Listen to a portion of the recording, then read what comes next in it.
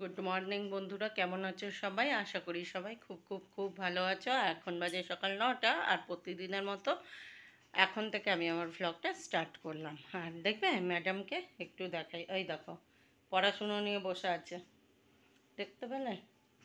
সকালবেলা পড়াশুনো নিয়ে ব্যস্ত আছে, আর আমি আজকে আমার রান্নার অবস্থাটা তোমাদের একটু দেখাই। এই দিকে বসালাম আলু ভাজা, আলু পেঁয়াজ আর লঙ্কা দিয়ে, আর একটা ভাত ভাজা খাবে, তাই ভাত ভাজবো, তাই জন্য বসালাম আলু পেঁয়াজ আর লঙ্কা কুচিয়ে।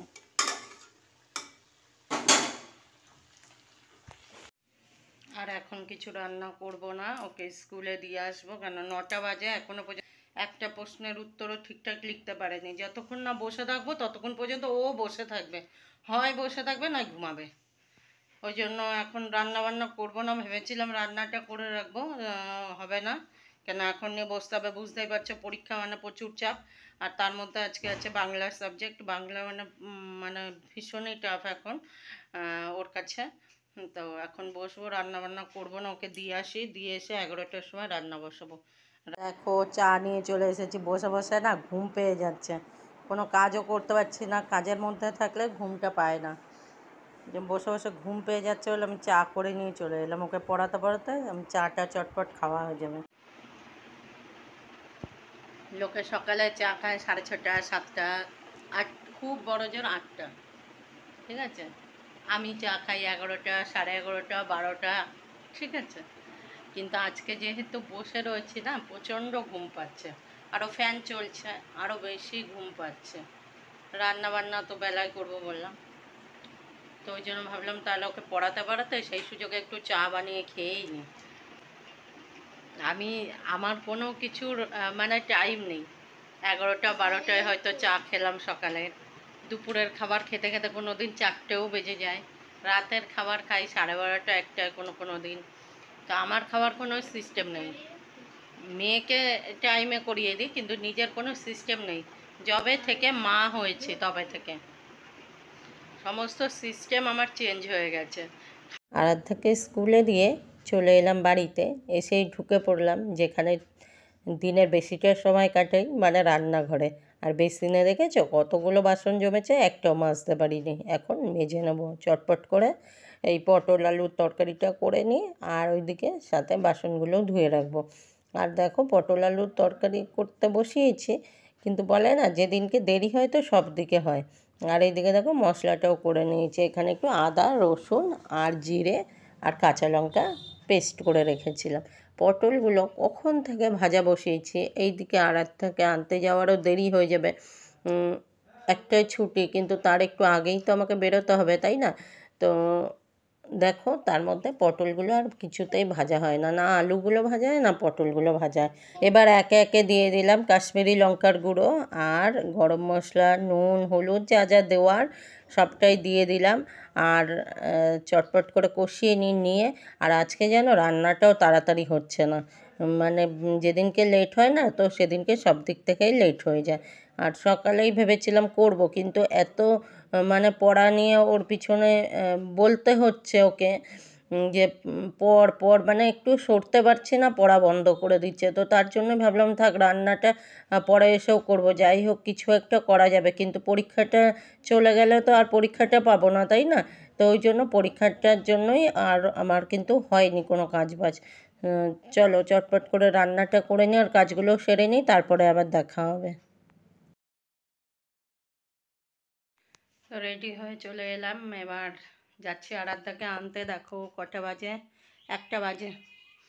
চলো 1টা বাজে প্রায়, মানে 5 মিনিট বাকি আছে আর কি। তো চলো এখনের মতো টাটা, কথা বলার আর একদমই সময় নেই, একদম সময় পাই না। আরাধ্যাকে আগে নিয়ে আসি, তারপরে ওর 1টায় ছুটি, তো দাঁড়িয়ে থাকবে না হলে। চলো টাটা।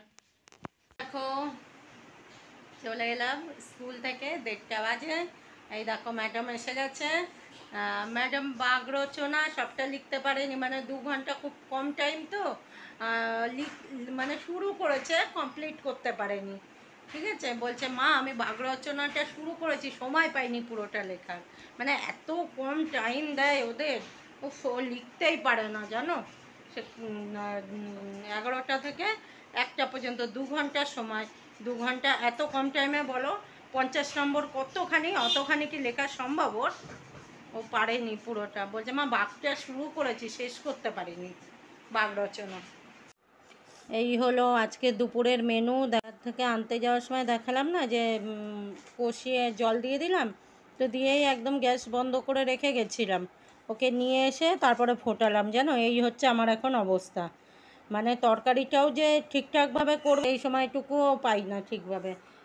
বাচ্চার যখন পরীক্ষা চলে না, তখন মানে বাচ্চার হয় না ওটা, পরীক্ষাটা হয়ে যায় মায়ের। প্রচুর প্রচুর পরিশ্রম করতে হয়, এমনি দিনগুলো যা পরিশ্রম হয় তার থেকে বেশি হয় পরীক্ষার সময়। ধরিয়ে ধরিয়ে সব কিছু করাতে হয়। এই দেখো আমাদের দিদি রেডি হয়ে গেছে, আমাদের সবার দিদি, আরাধ্যা দিদি। এই যে দিদি রেডি। দিদি একটু দেখি, দিদি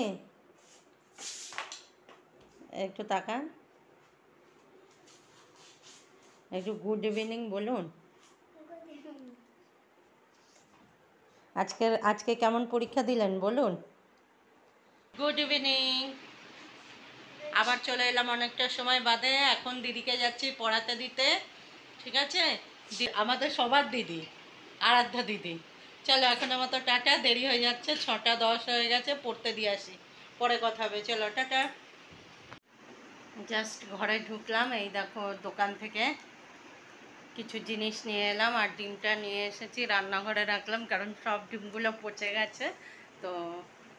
আর এক ট্রে ডিম পুরো মানে তার মধ্যে ধরো 11-12টাই পচলো, তো সেই জন্য আর এক ট্রে ডিম আনিনি, 10টা এনেছি। এই গরমে শেষ হয়ে গেলে আরাধ্যাকে তো দিতেই যাই, সেই সময় আবার নিয়ে আসা যাবে, কিন্তু এইভাবে নষ্ট হয়ে গেলে খুব খারাপ লাগে না, খুব গায়ে আনিনি, 10টাই আনলাম, দেখাচ্ছি তোমাদের। আর এই দেখো এখানে কি কি আনলাম, আগে সেটা দেখিয়ে নিই তারপরে দেখাচ্ছি। এই দেখো আরাধ্যার জন্য একটা কেক আনলাম,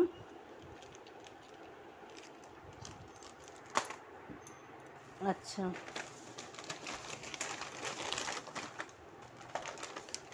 এই দুটো সোয়াবিনের প্যাকেট আনলাম,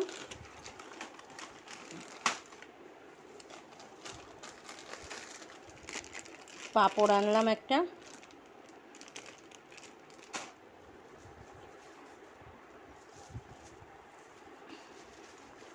আর আনলাম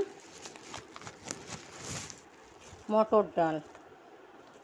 এই মটর ডাল আনলাম, আমাদের এখানে পরশুদিন শীতলা পুজো, তো সেই জন্য কালকে রাতেই তো রান্না করে রাখতে হবে, পান্তা করতে হবে, তো মটর ডাল এনে রাখলাম বড়া করব বলে। আর এই তো এই দেখো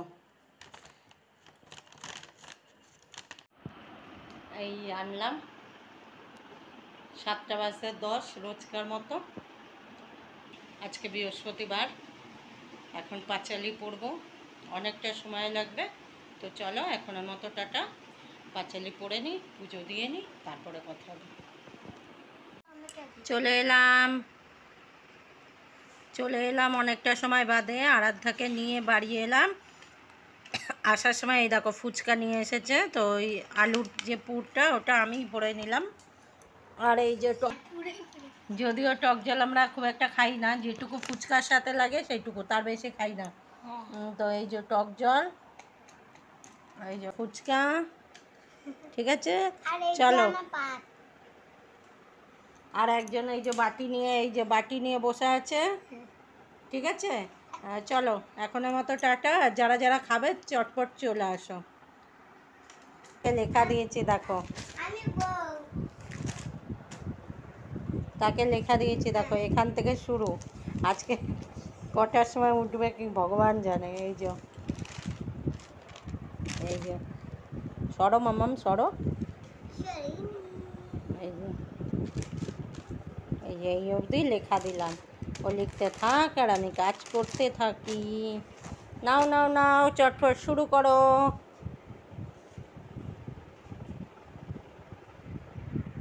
চলে এলাম এবার রান্নাঘরে। এখানে না আমি মাছটা মাখিয়ে রেখে গেছিলাম 2-3 ঘন্টা আগে। আরাধ্যাকে আনতে যাওয়ার আগেই মাছটাকে মাখিয়ে রেখে তারপরে আমি গেছি।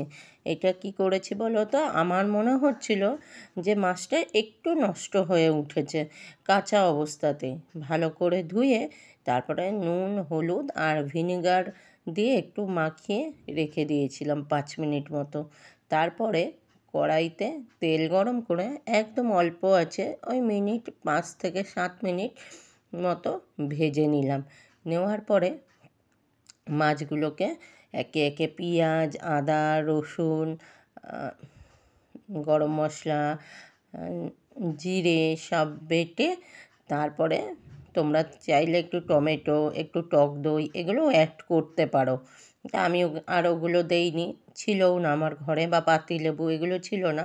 তো তার জন্য আমি সব মশলাগুলোকে একেবারে পেস্ট করে এই মাছটার সাথে একটু নুন, হলুদ আর সামান্য একটু মিষ্টি দিয়ে মাখিয়ে রেখে দিয়েছিলাম 2 থেকে 3 ঘন্টা আগে। তোমরাও কিন্তু এইভাবে খারাপ হয়ে যাওয়া মাছটা বাড়িতে ট্রাই করে দেখতেই পারো। এক ফোঁটাও কিন্তু ভাজার পরে কোনো রকম গন্ধ বেরোয়নি। তবে রসুনের ভাগটা দিয়েছি একটু বেশি পরিমাণে দিতে হবে, তা বলে আবার একগাদা নয়, পরিমাণের তুলনায় একটু বেশি। আর চলো এবার কড়াইতে তেলটা গরম করে নিই। কড়াইতে এবার তেল গরম করে নিয়ে একদম অল্প আঁচে রেখে এটাকে ভেজে তুলে নেব। আর চলো প্রত্যেক দিনের মতো আরেকবার তোমাদের মনে করিয়ে দিই, যদি ভিডিওটার কোনো অংশে তোমাদের ভালো লেগে থাকে তাহলে ভালোবেসে একটা লাইক করে দিও, ভিডিও রিলেটেড কিছু কমেন্ট করে যেও, আর একটু ভালো লাগলে শেয়ার করে নিতেই পারো। আর নতুন যে সকল বন্ধুরা এখনও পর্যন্ত আমার চ্যানেলটাকে সাবস্ক্রাইব করোনি, ভালোবেসে আমার চ্যানেলটাকে সাবস্ক্রাইব করে দিয়ে আমার এই ছোট্ট পরিবারের একজন নতুন সদস্য হয়ে আমার পাশে থেকে যেও। আর পুরনো যে সকল বন্ধুরা আগে থেকেই আমার চ্যানেলটাকে সাবস্ক্রাইব করে রেখেছো, সবাইকে অনেক অনেক অনেক ভালোবাসা। এবার একটা একটা করে মাছগুলো সব তেলের মধ্যে দিয়ে দেব। আর মাছগুলো কিন্তু ভাজার সময় একদম লাল লাল করে ভাজলে চলবে না, তাহলে ওর ভিতরে আমার মশলাটা ঢুকতে চাইবে না। তো একটু কোনো রকম ভাজা ভাজা করে নামিয়ে নিয়েই তারপরে কিন্তু এইভাবে ম্যারিনেট করে রাখতে হবে।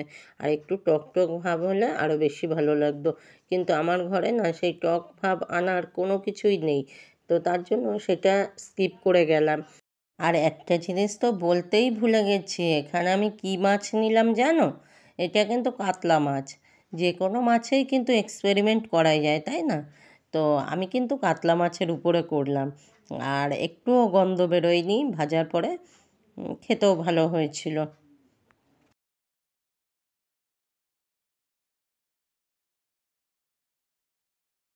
তোমাদেরকে দেখালাম মাছ ভাজা বসিয়েছিলাম, তারপর আমার ভাইপো দেখো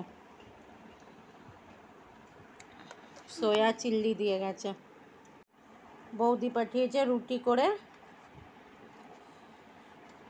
ঠিক আছে? এই মাত্র ভাইপো এসে দিয়ে গেছে রুটি, আর এইদিকে হচ্ছে সোয়া চিল্লি। তো চল, আরাধ্যা রুটি দিয়ে খেলো না, তো আরাধ্যার জন্য ভাত রেখে দিয়েছে একটুখানি, মানে একটু না, ভাত ফ্রিজে ছিল, তো অতক্ষণই তো খেতে পারবে না, তো এইটুকু ভাত গরম করে নিয়ে এসেছে। ফুচকা খেয়েছে কটা, তারপরে ওই সোয়াবিনগুলোকে বেছে বেছে খেয়েছে কয়েকটা, আর বাকিটা আমি খেলাম, আর এইটুকু ওর জন্য রেখেছে, ও ভাত দিয়ে খাবে। আর মাছটা তোমাদের একটু দেখাই, এক ফোঁটাও ভাজার সময় বাজে গন্ধ বেরোয়নি, জানো? এই দেখো, এক ফোঁটাও বাজে গন্ধ বেরোয়নি, দেখো কি সুন্দর ভাজা হয়েছে। এই দেখো ভিতরটাও একদম ঢুকেছে মশলা, খুব সুন্দর, দেখো দেখো, বুঝেছো?